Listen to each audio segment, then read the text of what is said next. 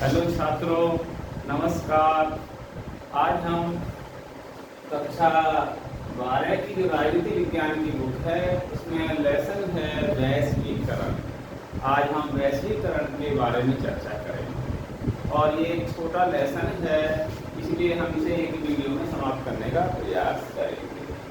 तो हम जानते हैं वैश्वीकरण।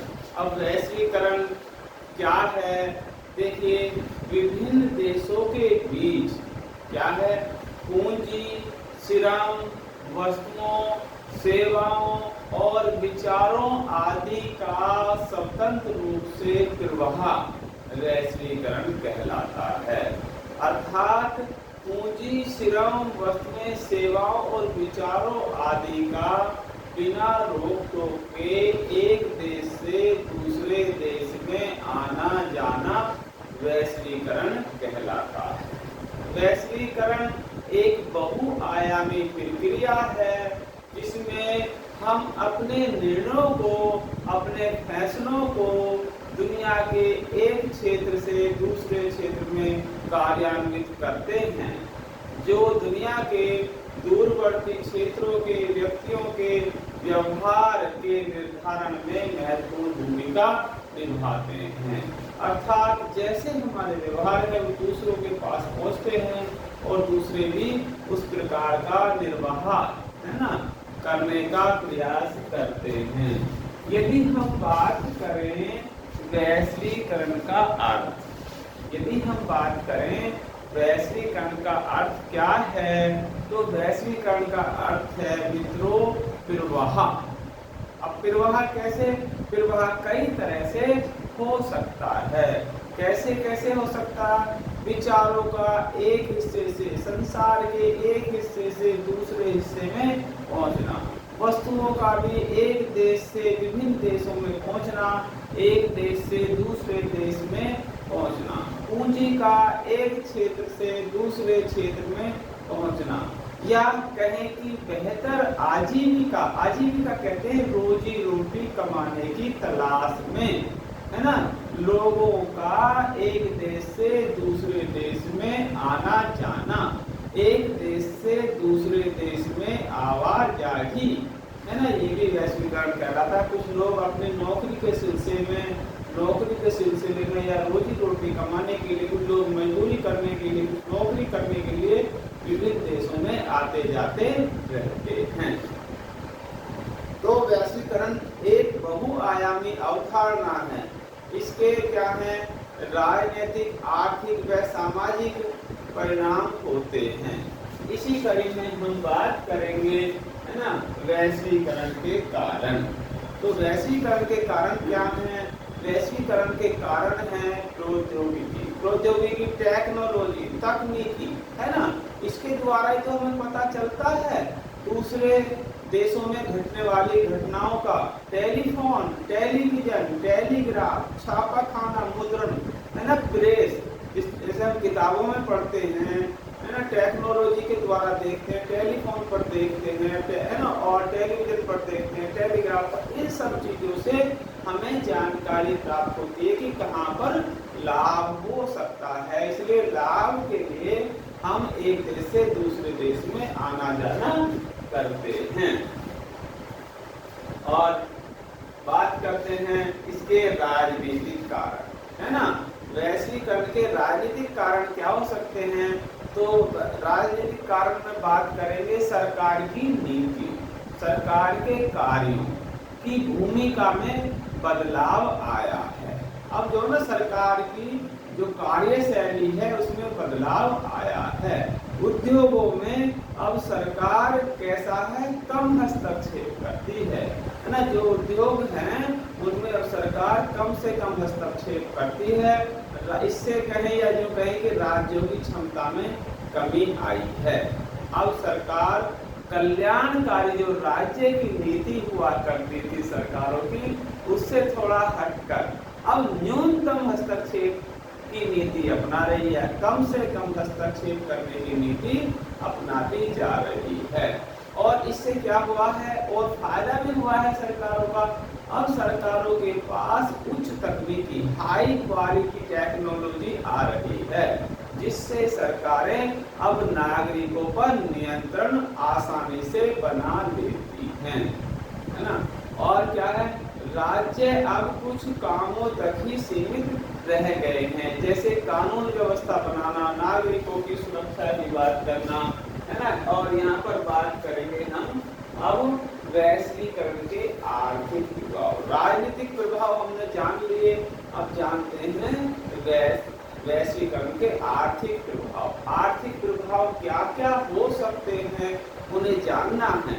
तो इसमें बात करते हैं जैसे मुक्त व्यापार। अब मुक्त व्यापार बढ़ रहे हैं। मुक्त व्यापार का मतलब है सीमा पर शुल्क, जो सीमा शुल्क है उसके कम होने से मुक्त व्यापार बढ़ते जा रहे हैं और आयात से प्रतिबंध हटाते जा रहे हैं, अर्थात दूसरे देशों से हम आयात माने सामान का मंगाना, निर्यात माने भेजना, ठीक है। और क्या है, पूंजी के प्रवाह से पूंजीवादी देशों को अधिक लाभ मिलता है। पूंजी के प्रवाह से पूंजीवादी देशों को अधिक लाभ मिलता है, या यूं कहें कि जो विकसित देश हैं उनको ज्यादा लाभ मिलता है।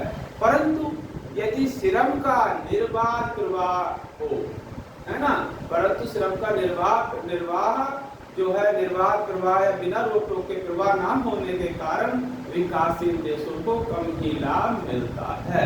यदि श्रम का निर्बाध प्रवाह होने लगे, है ना, श्रम भी आसानी से आना जाना लगे, तो विकासशील देशों को भी लाभ हो सकता है, ठीक है। इसका प्रवाह कम है, इसलिए पूंजीवादी देशों को ही ज्यादा लाभ मिल रहा है। निजीकरण और पूंजीवाद को बढ़ावा मिल रहा है। ये आर्थिक कारण नहीं है कि इससे निजीकरण हो रहा है, पूंजीवाद को बढ़ावा मिल रहा है और लोगों को रोजगार भी मिल रहे हैं। बाजारों में प्रतिस्पर्धा बढ़ रही है। प्रतिस्पर्धा का मतलब है कंपटीशन बढ़ रहा है। अब बात करते हैं वैश्वीकरण के सांस्कृतिक प्रभाव। देखो सांस्कृतिक जो हमारी संस्कृति है इस पर क्या क्या प्रभाव डाल रहा है, हमारे पहनावे पर, है ना, प्रभाव बहुत डाला। जैसे आज हम अपने देश की वेशभूषा ही भूल गए, है ना। तो क्या है, सांस्कृतिक समरूपता के द्वारा विश्व में पश्चिमी संस्कृतियों को बढ़ावा मिल रहा है। जो पश्चिमी संस्कृति की वेशभूषा उसे आज हम धारण कर रहे हुए, है ना। तो सांस्कृतिक समरूपता के द्वारा क्या है, विश्व में पश्चिमी जो संस्कृति है उसको बढ़ावा मिल रहा है। खान पान में बदलाव आ रहा, अपने देश की अब खान पान को छोड़ करके हम विदेशी खान पान पर आ गए हैं। रहन सहन में बदलाव आ रहा है, संस्कृतियों का भी हिरास हो रहा है। जैसे हमारी संस्कृति का हमें लगता है कि हिरास हो रहा है, कमी आ रही है, नुकसान हो रहा है ना। और क्या है, अमेरिकी संस्कृति की तरफ लोगों का झुकाव बढ़ता जा रहा है। लोग अमेरिकी संस्कृति को अपनाते जा रहे हैं। इससे एक लाभ ये भी हुआ है कि महिलाओं की स्थिति में अब सुधार हुआ है। महिलाओं की जो स्थिति है, क्योंकि महिलाएं कामकाजी महिलाएं बनती जा रही हैं, उनकी स्थिति में सुधार अवश्य हुआ है। और इससे और क्या लाभ हुआ, रूढ़िवादिता जो है वो खत्म होती जा रही है ना। जो रूढ़िवादी लोग हैं, रूढ़िवादी जो मानसिकता है हमारी वो कम होती जा रही है। और क्या हो रहा है छात्रों, विदेशी फिल्में, है ना, विदेशी त्योहार, विदेशी संगीतों का रुझान बढ़ता जा रहा है ना। आजकल हम बच्चों को देखते हैं विदेशी फिल्मों में, है ना, ज्यादा रुचि लेने लगे हैं। इसी में बात करते हैं, इसी कड़ी में अगर बात करें हम आगे, भारत और वैश्वीकरण। भारत और वैश्वीकरण की यदि हम बात करें तो विश्व में भारत का जो वैश्वीकरण का इतिहास है वो काफी पुराना है। ऐसा नहीं है कि बस जैसे हम 91 से मानते हैं वैश्वीकरण का, 1991 से, ऐसा नहीं है। विश्व में भारत का वैश्वीकरण का इतिहास बहुत पुराना है। काफी लंबे समय से हम कहानियों में सुनते आते हैं कि व्यापारी आते थे, है ना, माल लेते थे, इस देश के व्यापारी उस देश के व्यापारी, तो बहुत समय पुराना है। आपने भी कहानियां बहुत सुनी होंगी। और भारत के बारे में बात करें तो भारत ब्रिटेन का उपनिवेश रहा है ना। उपनिवेशित रहा है क्योंकि भारत पर अंग्रेजों का ही राज रहा है। तो यहाँ पर क्या होता था, भारत से कच्चा माल निर्यात होता था, भारत से कच्चा माल इंग्लैंड जाता था, है ना, यही जो कहें कच्चा माल निर्यात होता था, जब कच्चा माल इंग्लैंड जाता था और वहाँ से बना बनाए माल का आयात होता था, या इंग्लैंड से तैयार माल भारत आता था और मुनाफा इंग्लैंड वालों को मिलता था। तो 1947 में जैसे हमें आज़ादी मिली, आज़ादी के बाद, है ना, भारत ने जो ब्रिटेन के साथ अनुभव हुए उससे सबक लिया। क्या सबक लिया, क्या करने का फैसला किया, है ना, सबक लेते हुए भारत ने फैसला किया कि अब हम दूसरों पर अपनी निर्भरता को खत्म करेंगे, अर्थात हम दूसरों के ऊपर निर्भर नहीं रहेंगे तथा अपने लिए जो हमारी जरूरत का सामान है उसे खुद ही बनाएंगे, अपनी आवश्यकता का सामान खुद ही बनाएंगे, जैसा हमसे बनेगा उसी से गुजारा करेंगे और दूसरों को निर्यात नहीं किया जाएगा। जैसे हम कच्चे माल का निर्यात करते थे, अब इसे निर्यात नहीं करेंगे, अर्थात इससे अब हमारे उत्पादक चीजों को बनाना सीखेंगे, वस्तुओं को बनाना सीखेंगे। और यदि हम अपने उद्योगों को इतना महत्व देते हैं तो छात्रों या अपने उद्योगों की रक्षा करना चाहते हैं तो ये जो नियम है ये संरक्षणवाद कहलाता है ना, उद्योगों को संरक्षण देना संरक्षणवाद कहलाता है। इससे क्या हुआ, संरक्षणवाद से कुछ क्षेत्रों में काफी तरक्की और कुछ क्षेत्र जो है डूब गए, कुछ क्षेत्रों ने अपार तरक्की की, कुछ क्षेत्र डूब गए, है ना। भारत बाकी देशों की तुलना में पिछड़ गया, है ना, ये हमने जो नीति अपनाई इससे भारत को क्या हुआ, बाकी देशों की तुलना में पिछड़ गया। यानी छात्रों 1991 में वित्तीय संकट से उबारने के लिए हमारे देश में नई आर्थिक नीति अपनाई गई, क्योंकि हम उदारीकरण या इसका जो मानते हैं अब आधुनिक समय में किससे मानते हैं, 1991 से मानते हैं वैश्वीकरण।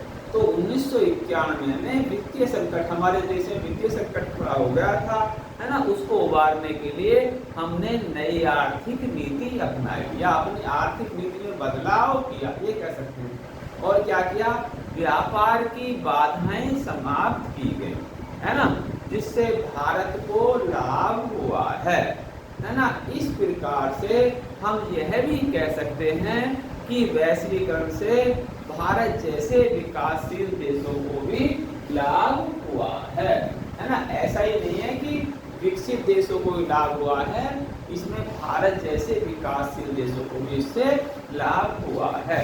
अब देखिए, जहाँ अच्छाई की बात हो रही है वहीं वैश्वीकरण का विरोध भी है।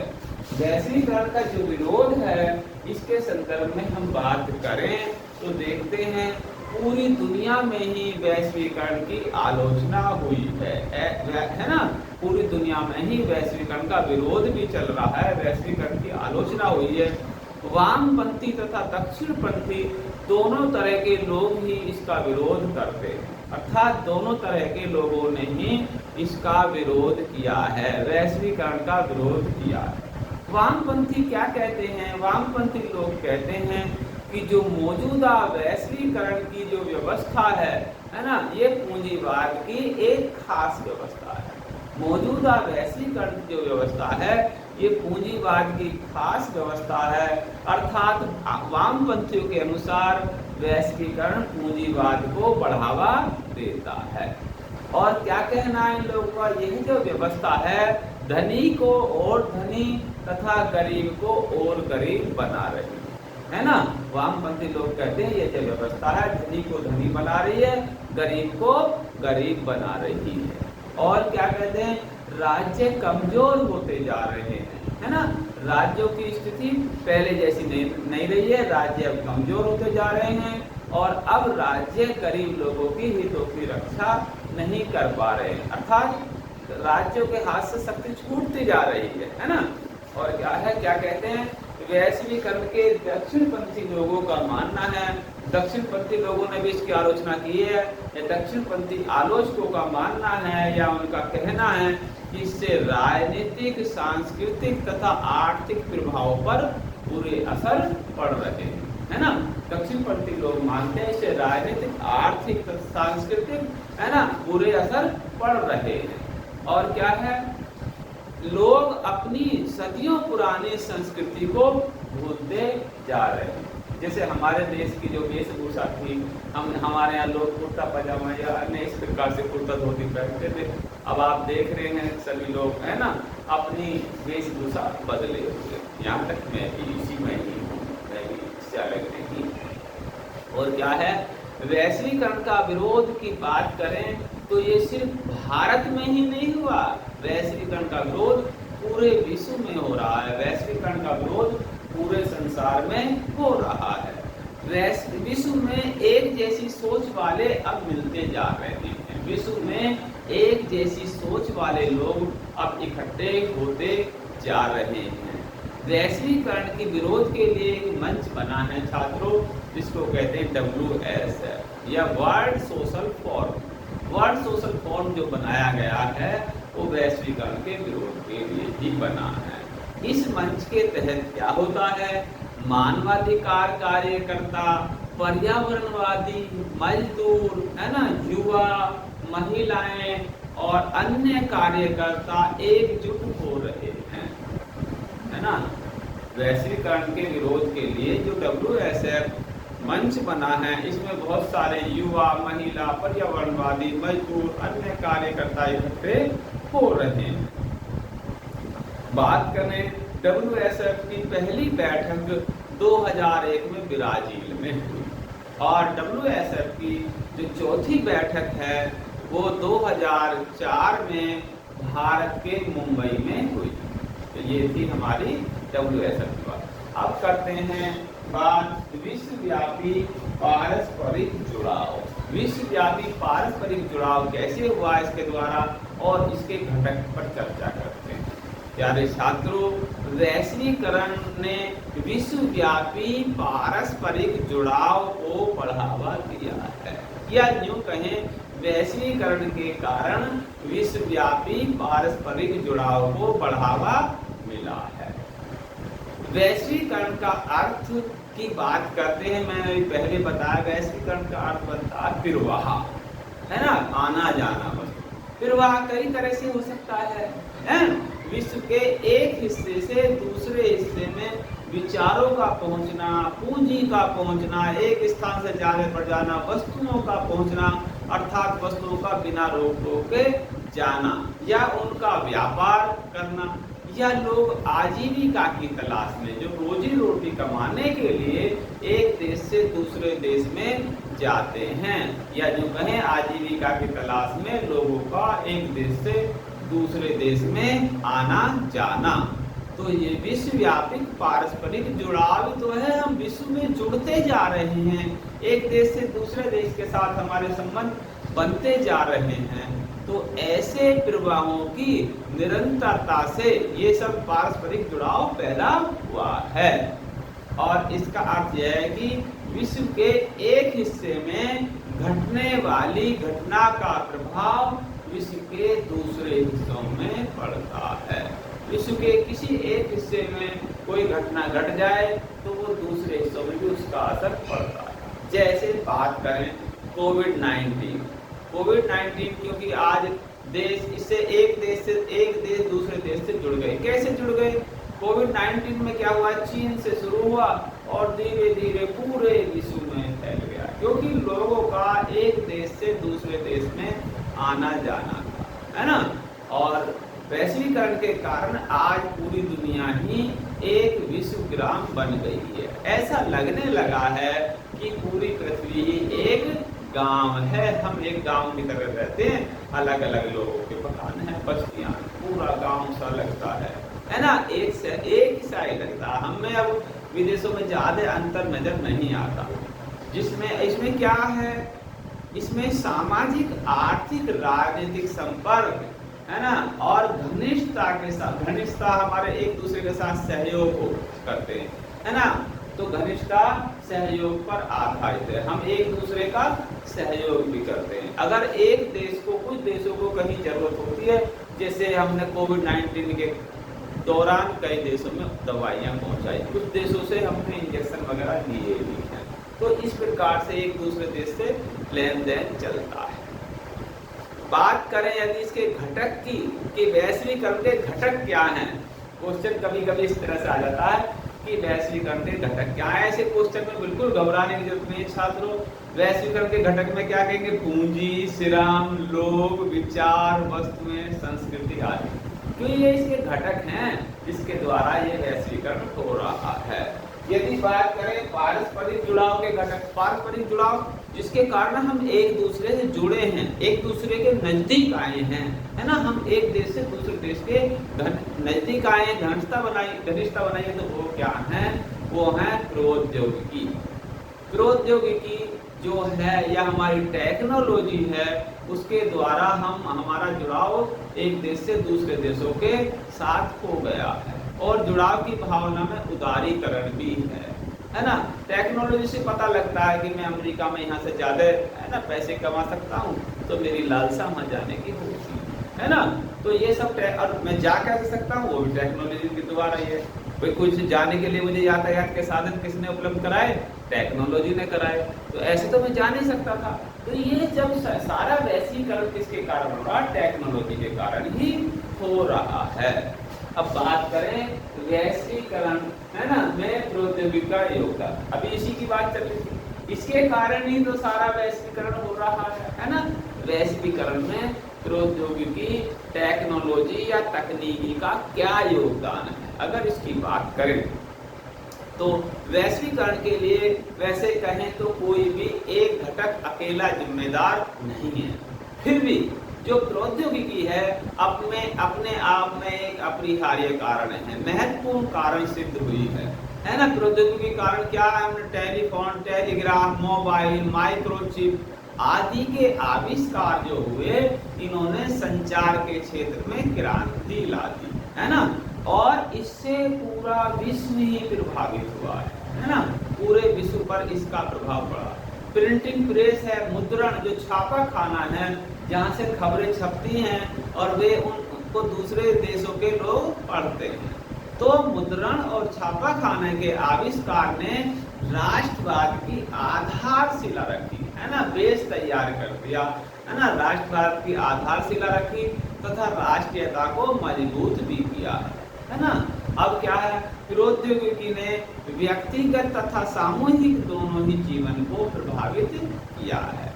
तो इसमें प्रिंटिंग प्रेस को भी महत्वपूर्ण माना जाएगा, जिसने राष्ट्रवाद की आधारशिला रखी, आधारशिला को जन्म दिया। और बात करें इसमें क्या है? विचार, वस्तु, पूंजी, संस्कृति और लोगों की विश्व के विभिन्न हिस्सों में आवाजाही। आवाजाही कैसी? बिना रोक टोक के है ना। तो प्रौद्योगिकी तरक्की के कारण ही संभव हो पाई है। ये सब टेक्नोलॉजी के कारण ही संभव हो पाया है। जैसे यातायात की सुविधाओं का विकास किससे हुआ? टेक्नोलॉजी। प्रौद्योगिकी से हमारे सोचने समझने के तरीके पर भी प्रभाव डाला है। पहले हम अपने जहाँ जन्म स्थान उसको छोड़ने की नहीं सोचते थे। अब हम रोजगार की तलाश में कहीं पहले अपने देश में जाते थे, अब किसी भी देश में चले जाते हैं। और हमारी सामूहिक सोच भी प्रौद्योगिकी के कारण प्रभावित हुई है।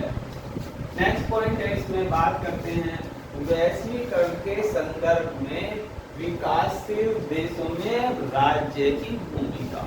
राज्य किस प्रकार की भूमिका का निर्वहन कर रहे हैं, किस तरह की भूमिका निभा रहे हैं। क्वेश्चन तो कैसे भी आ सकता है ना। हमारे जहन में है क्वेश्चन, हम इतना इसमें कराते इससे बाहर नहीं जाएगा। तो वैश्वीकरण के कारण पूरी दुनिया में कल्याणकारी राज्य की धारणा अब समाप्त होती जा रही है, क्योंकि अब एमएनसी कंपनी आ रही हैं, दूसरी कंपनी आ रही हैं, तो राज्य कल्याणकारी नहीं रहे हैं है ना। तो वैश्वीकरण के कारण पूरी दुनिया में अब क्या है? राज्य कल्याणकारी धारणा से हटते जा रहे हैं, कल्याणकारी विचार समाप्त होते जा रहे हैं और उनके स्थान पर राज्य अब क्या कर रहे हैं? न्यूनतम हस्तक्षेप कार्यनीति अपनाते जा रहे हैं है ना। उद्योगों में कम से कम हस्तक्षेप करते हैं। अब राज्य कुछ विशेष कामों के लिए ही, है ना, विशेष कामों तक ही सीमित रह गए हैं या विशेष कामों तक ही अपने आप को सीमित रखते हैं। जैसे यातायात की सुविधाओं के लिए, कानून व्यवस्था बनाए रखने के लिए, है ना, और नागरिकों को सुरक्षा प्रदान करना आदि के लिए। पहले राज्यों का जो लक्ष्य होता था वो क्या होता था, आर्थिक व सामाजिक कल्याण होता था। राज्य जो नीतियां और नीति बनाते थे, नीतियों का निर्धारण करते थे, तो उसमें जनता का हित, जनता का कल्याण समाहित होता था। किंतु अब इसमें इस राज्य इससे पीछे हटते नजर आ रहे हैं, राज्यों के कल्याण से अपने पैर पीछे हटाते जा रहे हैं, है ना। लोक कल्याणकारी राज्य की जगह अब बाजार आर्थिक और सामाजिक, है ना, प्राथमिकताओं का प्रमुख निर्धारण करता है। अब क्या है, पूरे विश्व में एमएनसी कंपनियां, मल्टीनेशनल कंपनियां, है ना, मल्टीनेशनल कारपोरेशन अपने पैर पसार चुके हैं, है ना। परंतु बात ये ठीक है, परंतु ऐसा भी कहना कैसा कि वैश्वीकरण के कारण राज्य की ताकत में बिल्कुल कमी आती जा रही है, ये भी बिल्कुल सत्य नहीं। क्यों सत्य नहीं है? अब क्या है ना, जब हम ये कहें कि राज्य कमजोर होते जा रहे हैं, पूर्णतः सत्य नहीं है। क्योंकि अब क्या है, राजनीतिक समुदाय के आधार पर राज्य की प्रधानता को अभी किसी ने चुनौती नहीं दी है ना। कंपनियां भले जा रही हैं, पर राज्य की प्रधानता को किसी ने अब चैलेंज नहीं किया है, कहीं से चुनौती नहीं मिली। तथा राज्य अब भी, है ना, कैसे हैं, बहुत सोच समझकर, है ना, और कैसे बहुत सोच समझकर अपने कदम पीछे हटाते हैं। राज्यों की जो व्यवस्था है, राज्य की राष्ट्रीय सुरक्षा जैसे जो मुद्दे हैं उन पर ध्यान केंद्रित करते हैं, है ना। तो अब भी राज्य का जो स्वामित्व है या राज्य का प्रमुख राज्य ही बना हुआ है ना। राज्य की प्रधानता को कोई चैलेंज नहीं किया गया है। राज्य अगर किसी योजना से कदम हटाते हैं तो वो सोच समझकर पीछे हटाते हैं। और क्या है, अतः वैश्वीकरण के परिणाम स्वरूप मैं ये मानता हूँ कि राज्य की ताकत में ज्यादा कमी नहीं आई है, बल्कि राज्य की ताकत में तो और बढ़ोतरी हुई है। कैसे हुई है? अब राज्यों के हाथों में क्या है, अति आधुनिक टेक्नोलॉजी, प्रौद्योगिकी, अति आधुनिक प्रौद्योगिकी तकनीकी उपलब्ध है, मौजूद है। अब आप देखते हो पुलिस वालों के पास नए नए तरह के संयंत्र हैं जिनके द्वारा वो अपराधियों का पता लगा लेते हैं ना। तो नई नई तकनीकी आज राज्य के पास मौजूद है, जिसके बल पर राज्य क्या करते हैं, अपने नागरिकों के बारे में सूचनाएं इकट्ठी कर लेते हैं और ऐसी सूचनाओं के आधार पर ही राज्य ज्यादा से ज्यादा अच्छे ढंग से काम कर रहे हैं, क्योंकि राज्य को टेक्नोलॉजी के द्वारा सूचनाएं मिल जाती हैं और उसके अनुसार वो अच्छे तरीके से काम कर रहे हैं। इस प्रकार से मैं तो ये कहूँगा कि उनकी कार्य क्षमता बढ़ गई है ना, कार्य क्षमता बढ़ती जा रही है। अतः प्रौद्योगिकी वैश्वीकरण के कारण राज्य अब पहले के मुकाबले में ज्यादा शक्तिशाली हो गए हैं। तो ये था हमारा लेसन वैश्वीकरण, जिसको हमने इस एक ही वीडियो में कंप्लीट कर दिया। प्यारे छात्रों, हमारे YouTube channel bright future by Jagat Singh को देखते रहिए। जिन्होंने इसे सब्सक्राइब नहीं किया है, सब्सक्राइब करते हैं ताकि नई नई वीडियो आपको मिलती रहे। मेरा ये चैलेंज है, आप यदि 20 घंटे लगातार हमारे पूरे चैनल की सभी वीडियो को देख लें तो आपको कोई फेल करने वाला नहीं। मन लगा करते। धन्यवाद।